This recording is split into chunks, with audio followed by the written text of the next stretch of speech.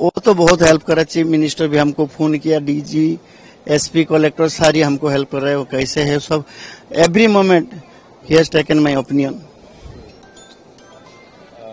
और क्या बात हुआ, उन्होंने कुछ आश्वासन दिया। हम उसको चीफ मिनिस्टर साहब को भी मैं रिक्वेस्ट किया, क्योंकि हम देख रहे जहाँ यहाँ लड़की सिक्योरिटी नहीं है, इसलिए हम उसको रिक्वेस्ट किया जहाँ हम हमारा भुवनेश्वर में हमारा लड़की को ले जाओ, नहीं तो यहाँ से कभी भी मार भी देंगे। वो हमारा अभी विश्वास टूट गया। वो आश्वासन दिया, ठीक है हम कोशिश करते हैं। हम यहाँ से नहीं रखेंगे क्योंकि यहाँ से सिक्योरिटी नहीं है, लड़की की सिक्योरिटी नहीं है। দুর্গাপুরে ওই ঘটনাস্থলে অর্থাৎ যেখানে ওই ওড়িশার পড়ুয়াকে গণধর্ষণ করা হয়েছিল বলে অভিযোগ, সেখানে ফরেনসিক টিম পৌঁছেছে। সরাসরি আরো বিস্তারিত জানতে কথা বলবো, পার্থপ্রতিম ঘোষ আমাদের প্রতিনিধি রয়েছেন। পার্থ, দেখো, যে জায়গা হাসপাতাল সেখান থেকে প্রায় 1 কিলোমিটার দূরেই হচ্ছে ঘটনাস্থল, এবং সেই ঘটনাস্থলে এই মুহূর্তে দেখাবো যে নিউ টাউনশিপ থানার পুলিশ ফরেনসিক টিমকে সঙ্গে নিয়ে এই মুহূর্তে ঘটনাস্থলে এসে পৌঁছেছে। এবং দেখতে পাচ্ছ ফরেনসিক টিমের সদস্যরা তারা এসে পৌঁছেছে এবং নিউ টাউনশিপ থানার পুলিশ তারা রয়েছেন। এবং থাকার পরবর্তীকালে আমার সহকর্মী ভগবান যে ছবি তুলে ধরছে, সেখানে কিন্তু ফরেনসিক টিমের সদস্যরা তারা এসছেন এবং এখান থেকে তারা নমুনা সংগ্রহ করবেন। অর্থাৎ যে ঘটনা আর বিবরণ ইতিমধ্যে অভিযোগকারিনী জানিয়েছেন, যে ঘটনার বিবরণ পুলিশের কাছে আছে, তার সঙ্গে যে সায়েন্টিফিক এভিডেন্স, সেই সায়েন্টিফিক এভিডেন্স কালেক্ট করাটা অত্যন্ত প্রয়োজন। এবং সেই মতো সেই সায়েন্টিফিক এভিডেন্স কালেক্ট করার জন্য ফরেনসিক টিম তারা এসে পৌঁছেছে এবং গোটা যে ঘটনাস্থল, সেই ঘটনাস্থল থেকে তারা নমুনা সংগ্রহ করবেন এবং তার পাশাপাশি ঘটনাস্থলটি ভিডিওগ্রাফি করা হবে। আমার সহকর্মী ভগবান শাহ যে ছবি তুলে ধরছে, এই হচ্ছে সেই জায়গা, যে জায়গা জঙ্গল ঘেরা এলাকা এবং যে জায়গা বর্তমানে একেবারে সম্পূর্ণভাবে পুলিশ বর্তমানে একেবারে ঘিরে রেখেছে।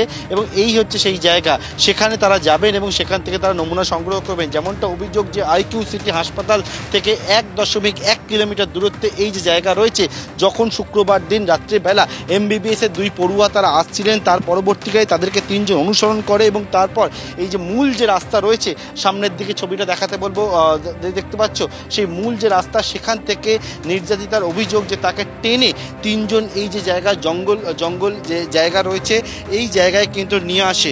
এবং সেই ঘটনাস্থলে ইতিমধ্যে নিউ টাউনশিপ থানার পুলিশ তারা এসছেন এবং পরাণগঞ্জ যে কালীবাড়ি শ্মশান রয়েছে সেই এবং পরাণগঞ্জ যে জঙ্গল, সেইখানে ঠিক কী ঘটেছিল সেই বিষয়ে জানার জন্য দেখতে পাচ্ছ তাদের যে বিভিন্ন যে প্রয়োজনীয় যে কিট রয়েছে, সেই সবটা নিয়ে ফরেনসিকের যারা সদস্যরা তারা এসে পৌঁছেছেন এবং নিউ টাউনশিপ থানার পুলিশ তারা রয়েছেন।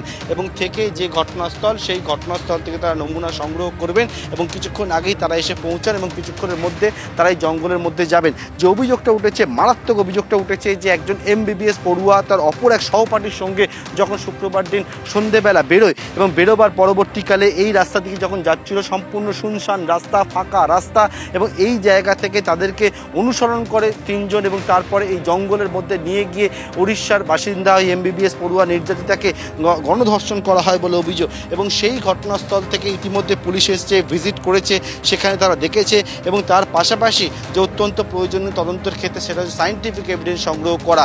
এবং সেই সায়েন্টিফিক এভিডেন্স সংগ্রহ করার জন্য ফরেনসিকের যারা টিমের সদস্যরা তারা এসে পৌঁছেছেন এবং কিছুক্ষণ পরে এই ঘটনাস্থল থেকে তারা নমুনা সংগ্রহ করবেন। একেবারে কিছুক্ষণ পরে তারা ঘটনাস্থলে যাবেন। একেবারে ফরেনসিক টিম তারা এসে পৌঁছেছেন কিছুক্ষণ পর, যেখানে এই অপরাধ সংগঠিত করা হয়েছিল বলে অভিযোগ, সেই ঘটনাস্থলে তারা পৌঁছবেন।